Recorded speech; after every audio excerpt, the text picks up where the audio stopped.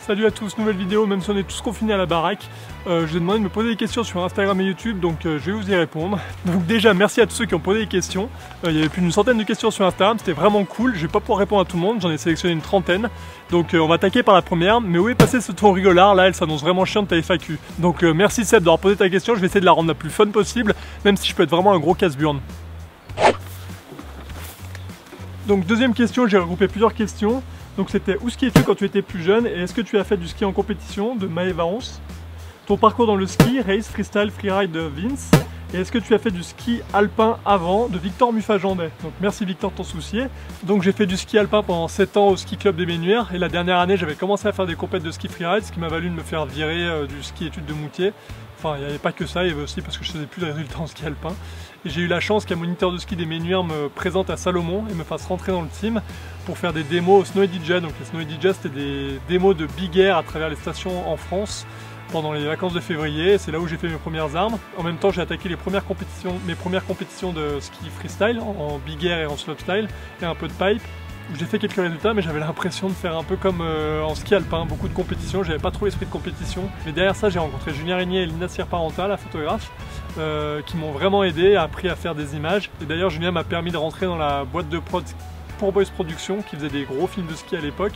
Donc 2 fois dans le DVD bonus et 1 fois dans le DVD principal. Ça m'a vraiment beaucoup aidé et beaucoup appris à faire de la vidéo et à skier avec les meilleurs riders du moment. Donc ça poussait à augmenter son niveau et à vraiment sortir les dos du cul, faut se dire ce qu'il est. Mais là-dessus je me suis blessé, je me suis cassé la cheville et j'ai pas pu réintégrer l'équipe de Poor Boys derrière, j'avais plus le niveau et j'arrivais pas à retrouver mon niveau avec les douleurs que j'avais à la cheville.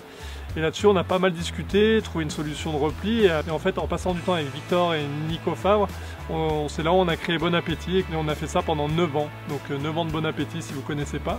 Je vous invite à aller découvrir les vidéos sur YouTube. Alors la question qui revient souvent c'est: à quand une nouvelle vidéo Bon App? Pourquoi vous êtes-vous séparés entre toi et Victor? Une dispute? Quelle est l'origine du conflit mondial des Illuminati qui a fait arrêter Bon App? Donc je vais vous expliquer tout ça. Donc non, on n'est pas fâché avec Victor, c'est juste qu'on a pris des chemins différents. L'histoire Bon Appétit, c'est une des plus belles de ma vie, elle a duré 9 ans. C'était cool, on s'est vraiment marré. Ce que j'ai adoré pour revenir au chapitre précédent, c'est que c'était moins dans la perf, beaucoup moins. On n'était pas des skieurs performants à ce moment-là dans Bon App. On faisait du mieux qu'on pouvait, mais on n'essayait pas de repousser le sport comme on a pu essayer avec Poor Boys Productions. Ça, c'était vraiment cool. C'est pour ça d'ailleurs qu'on s'est pas beaucoup blessé, je pense, pendant cette période. Et c'était une des plus belles histoires de ma vie. Par contre, voilà, elle a duré 9 ans. Donc si vous posez la question qu'est-ce que vous faisiez vous il y a 9 ans, et ben vous avez peut-être trouvé des réponses dans pourquoi on a arrêté Bon App. Ça faisait 9 ans qu'on faisait ça. Créativement parlant, on savait ce qui marchait, on savait quoi faire, mais on n'avait pas envie de tomber dans la routine. On commençait quand même à tomber dedans. Donc en termes de créativité, pour pas mentir à notre public, on a préféré arrêter avant qu'on nous fasse arrêter parce que c'était trop mauvais ou avoir des commentaires négatifs. Donc question de Corentin sur Instagram, tu as fait beaucoup de freestyle avant.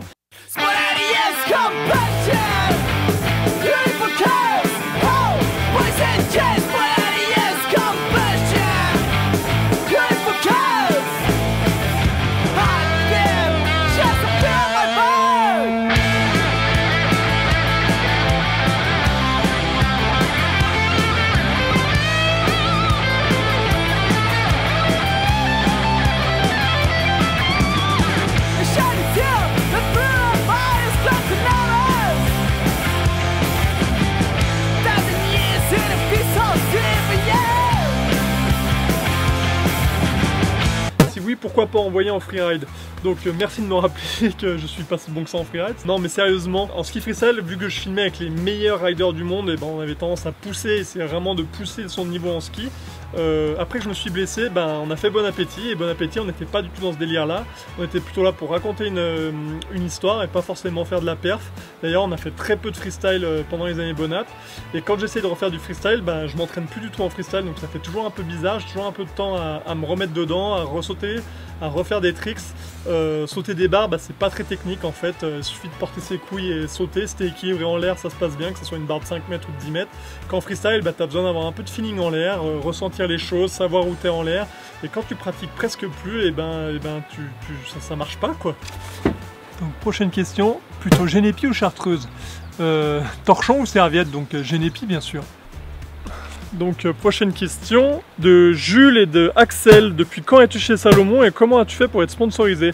Donc je suis chez Salomon depuis 2001, j'avais 17 ans et je suis rentré comme je vous disais tout à l'heure avec une petite vidéo VHS que j'avais faite.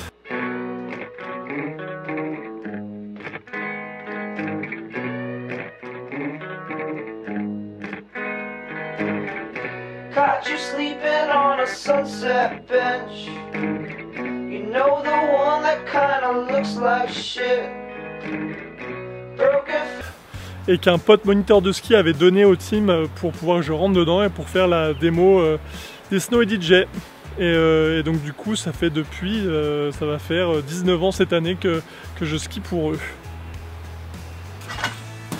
Alors, autre question, quelle était ta plus grosse frayeur en ski? Et as-tu eu des problèmes de dos au fil de toutes ces années de jeter de merguez? Alex, bon, je te fais un petit résumé de toutes les boîtes que j'ai pris aux années avant Bonap, c'est vraiment là où je me suis fait mal.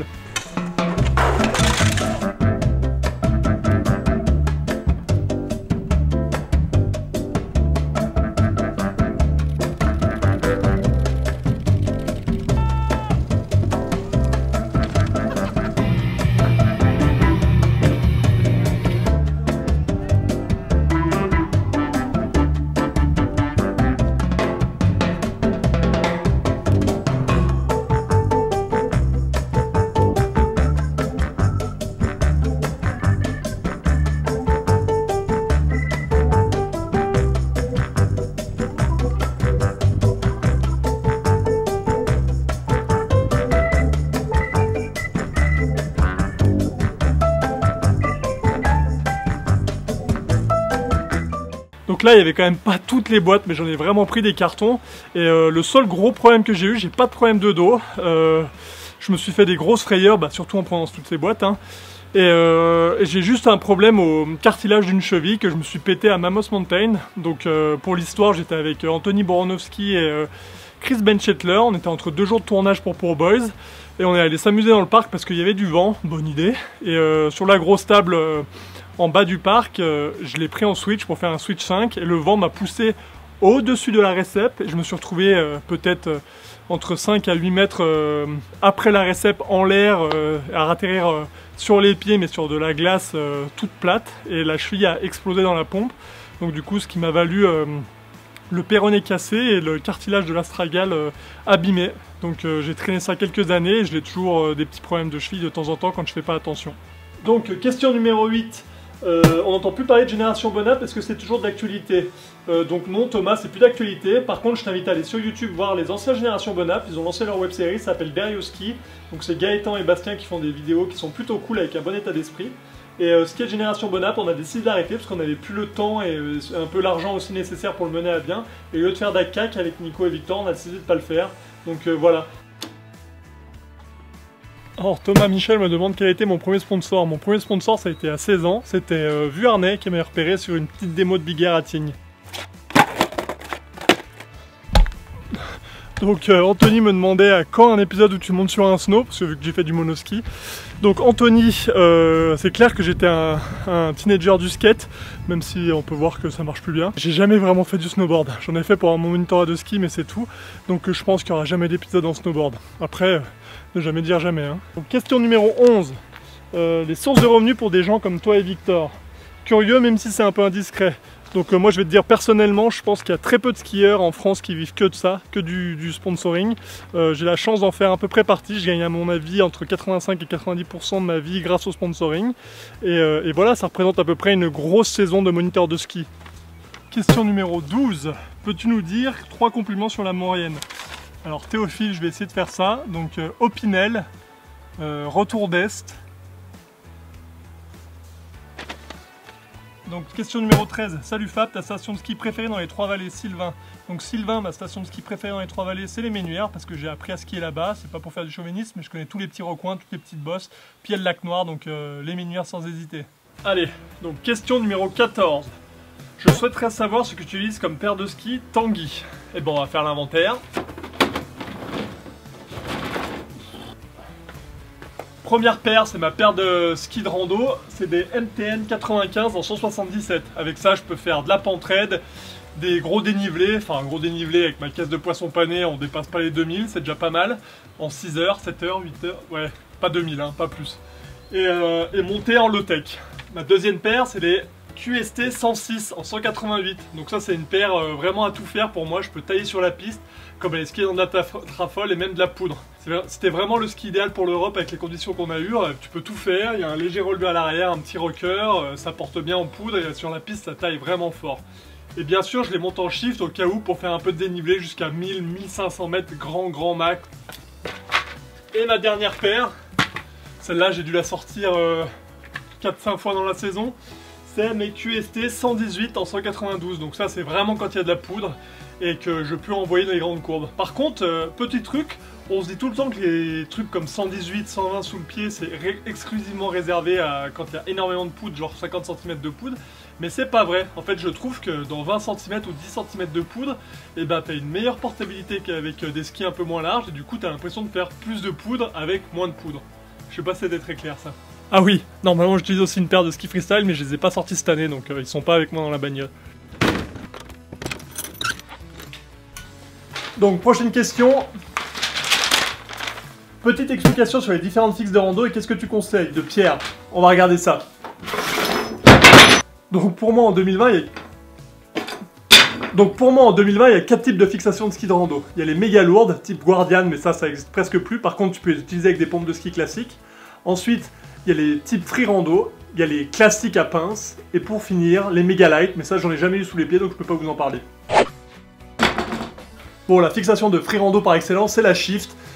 Elle est quand même lourde, elle pèse 1,7 kg la paire, c'est vraiment réservé à des mecs qui font pas beaucoup de rando ou qui veulent pas faire de compromis à la descente parce qu'elle skie comme une fixe alpine à la descente, mais je vous conseille de pas dépasser 1000 mètres de dénivelé à la montée parce que ça commence à tirer fort sur les jambes. Bon, après d'autres marques proposent d'autres fixations de free rando, mais pour moi c'est celle qui a le plus de sécurité, donc si vous connaissez un peu tout ça, je vous laisse débattre dans les commentaires parce que de toute façon je les ai pas skiés les autres. Après, l'autre fixation de randonnée que j'utilise, c'est une fixation classique de rando. Donc moi, c'est la Salomon MTN, mais elle existe dans plein d'autres marques. Celle-ci, elle fait à peu près 600 grammes la paire. Et ça, c'est vraiment la paire polyvalente pour tout faire en randonnée. Donc c'est plus lourd que les Mega Light, c'est sûr, mais au moins, ça permet d'avoir quand même une bonne stabilité à la descente. Par contre, je rappelle que si vous verrouillez l'avant, il n'y a plus de sécurité à l'avant. Donc c'est soit le tibia, soit la fixe qui s'arrache, mais ça ne sera pas le déchaussage. Et petit rappel niveau assurance, il est obligatoire d'avoir des leashs ou des stop ski en station parce que si vous dégommez quelqu'un, vous l'aurez dans le cul. Et je vous rappelle, pour ce type de fixation, il faut des pompes de rando, c'est-à-dire avoir des inserts à l'avant pour les shifts et les inserts à l'avant et à l'arrière pour les deux petites pattes pour les MTN. Donc Transition Man, ce qui m'amène à la prochaine question. Quels seraient tes conseils pour un vieux mec 38 ans, donc moi j'en ai 36, je vois pas de quoi tu veux parler, pour commencer le ski touring? En prenant en compte que cela fait 5 ans que je skie, merci. Robin. Et ça m'amène aussi à une autre question qu'on peut mettre avec. Apprendre la pente raide, comment débuter? Fixation, matériel, etc. Donc moi je vous conseille, bon ça va vous paraître con, hein, mais des fois on a peut-être besoin de personnes qui réfléchissent à notre place, et le guide de haute montagne ou le moniteur de ski est là pour ça quoi. Donc si on se sent un peu limite techniquement, c'est pas mal de se faire rassurer par ce genre de mec, parce qu'ils vont y aller avec toi, ils vont te montrer où il faut passer, ils vont te dire les bons gestes, et ça permet d'acquérir de la compétence, ce qui est quand même pas négligeable en montagne, et puis petit à petit, l'oiseau fait son nid comme on dit. Alors nouvelle question de Monsieur Saucisse. C'est quoi pour toi la plus deep peau de ta vie? Alors Monsieur Saucisse, je pourrais dire le Japon, c'est clair que c'est là où il y en avait le plus, mais c'est pas forcément où elle est le mieux. Pour moi, la plus deep peau que j'ai eue de ma vie et qui collait le mieux dans les pentes raides, c'était en Alaska, à Haines. Et ben le plus facile c'est de vous montrer les images pour que vous voyez ça d'il y a quelques années.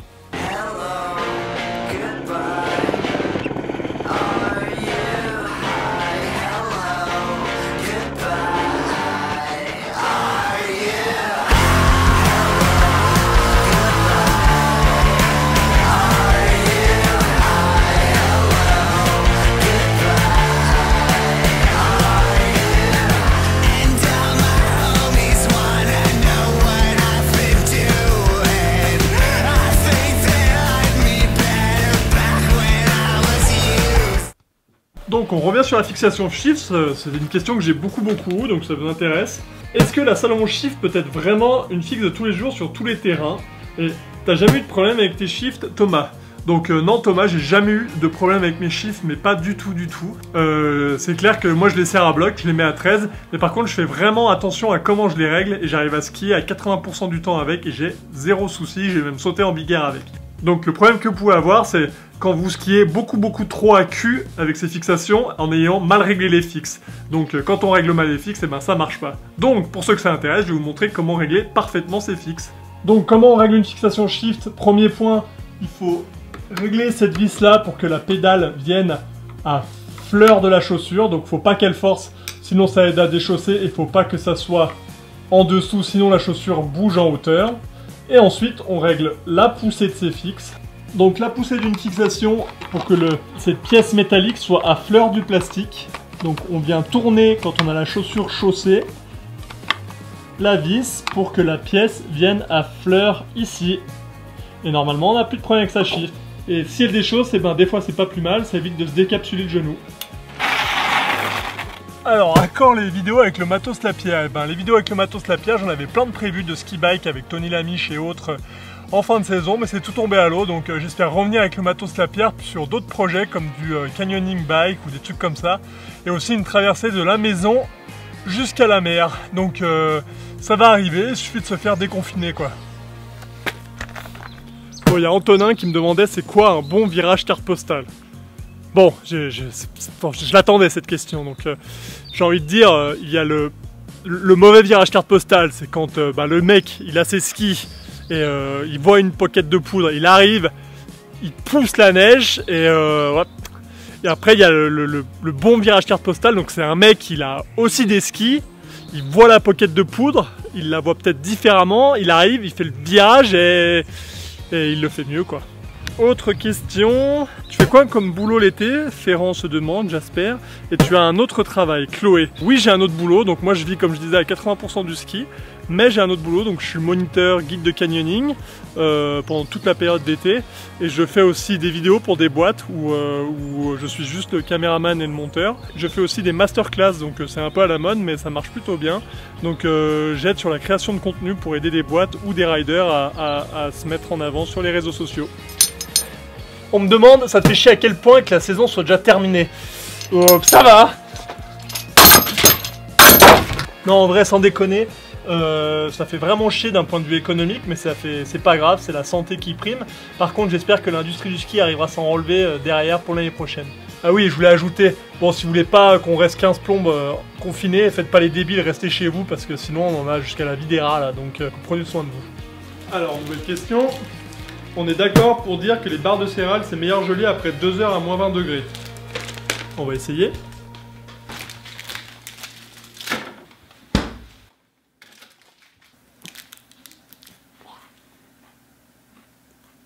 Non. Alors, on passe aux questions techniques. Tu mets combien de temps pour tourner, monter et sortir la vidéo? Chaque étape est globale. Donc Maxime Moulin, déjà salut Max, donc c'est le caméraman de Richard Permin. Pour faire une vidéo par semaine, une journée de tournage, une journée de montage, voire une journée et demie de montage pour pouvoir la sortir sur YouTube. Donc j'essaye de faire le plus serré possible et d'essayer de le faire le mieux possible dans un temps limité pour essayer de sortir le plus de vidéos possible. GG fait des P foireux en tournage avec toi aussi, Global Visual. Donc Global Visual non, GG ne fait pas des P foireux avec moi. Par contre, je voulais remercier Jérémy Prévost, qui a vraiment été un bon compagnon cet hiver. Il a fait pas mal de vidéos avec moi. Puis je voulais rappeler quand même qu'il a été un des premiers Français à être sur Freeride World Tour. Il avait même terminé 3e une saison et 3e sur l'extrême de Verbier. Donc allez suivre ce qu'il fait sur Instagram, c'est vraiment bien. Il se donne les moyens et il mérite d'être un peu plus reconnu.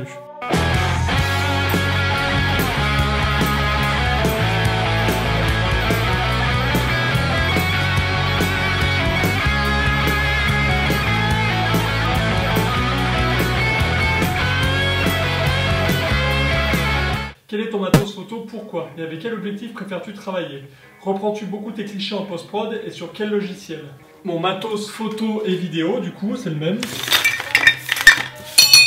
C'est un Mavic 2 Pro tout neuf que je viens de racheter après avoir défoncé l'autre.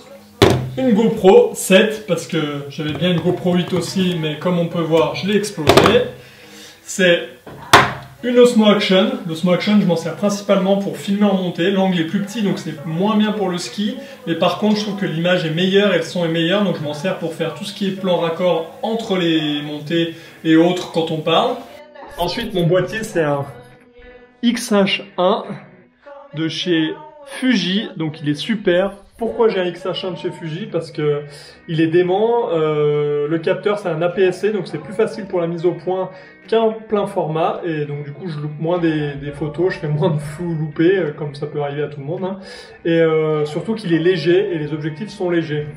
Et pour les objectifs, du coup mes deux objectifs principaux, j'en ai d'autres, mais ceux que j'utilise vraiment en montagne, c'est le 10-24 et le 16-55. C'est mes deux objectifs préférés. Mais mon objectif préféré, le plus polyvalent, je pense, c'est quand même le 16-55 de chez Fuji. Je suis super content et je filme et je fais des photos avec. Surtout qu'après la conversion liée au capteur APS-C, ça fait un 24-84, ce qui fait un zoom super intéressant. Ensuite, pour ce qui est des logiciels, pour la retouche photo, j'utilise Lightroom CC. J'adore ce logiciel, j'arrive à faire plein de trucs et j'ai des petits presets qui m'aident à régler les couleurs et les lumières. Et pour ce qui est du logiciel de montage, j'utilise Final Cut Pro X. Pour moi c'est top, c'est hyper simple à utiliser, t'as plein de petits plugins qui sont super cool, et la colorimétrie est assez accessible, et il y a plein de tutos sur YouTube pour progresser facilement. À quand une nouvelle vidéo en lien avec le parachutisme ou le base? Et bah tu sais quoi Thibaut, on a un truc avec Enac dans les tuyaux depuis l'automne dernier, et j'espérais le faire ce printemps, donc on va se déconfiner, puis on va mettre ça dans les tuyaux.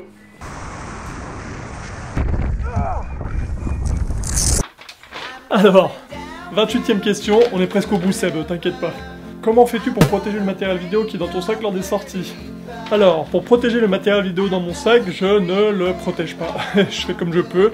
Donc, j'ai la chance dans mon sac, dans les sacs Salomon, d'avoir une poche devant qui permet de mettre la pelle. Je me dis que la pelle elle protégera un peu ce qu'il y a à l'intérieur. Donc, avant-dernière question, du jeune Enac Gavaggio, doit-on prendre en tout temps son sac airbag si on en a un les jours de puff? Eh ben, mon cher Enac, je dirais que si on a un sac airbag et qu'on n'a pas prévu de faire une grosse bambée en randonnée, pourquoi pas le prendre? Surtout les jours de puff, donc on en a un, on l'utilise. Après un sac airbag, ben moi j'utilise pas tout le temps parce que quand j'ai prévu de faire de la rando, eh ben j'ai déjà beaucoup de matos dans mon sac et c'est super lourd, un sac airbag c'est encore plus lourd. Donc des fois je le prends pas, en station je le prends. Quoi dire de plus? Bah ouais, le sac airbag ça remplace pas un cerveau, donc pour éviter d'être dans les avalanches on utilise son cerveau et puis après le sac airbag c'est un plus. Alors dernière et ultime question, enfin la 30e, à quand les podcasts? Donc Vic, les podcasts, et bah ça arrive bientôt, c'est la suite. Tant qu'on sera confiné, j'essaierai d'en faire un par semaine. Faut juste que j'arrive à avoir des potes à interviewer par Skype. On est au bout des questions, donc merci à tous ceux qui ont participé. Je sais que c'est une vidéo qui est un peu longue, mais j'espère que vous avez appris quelques trucs et on se revoit bientôt pour des nouveaux podcasts. Allez, portez-vous bien, ciao!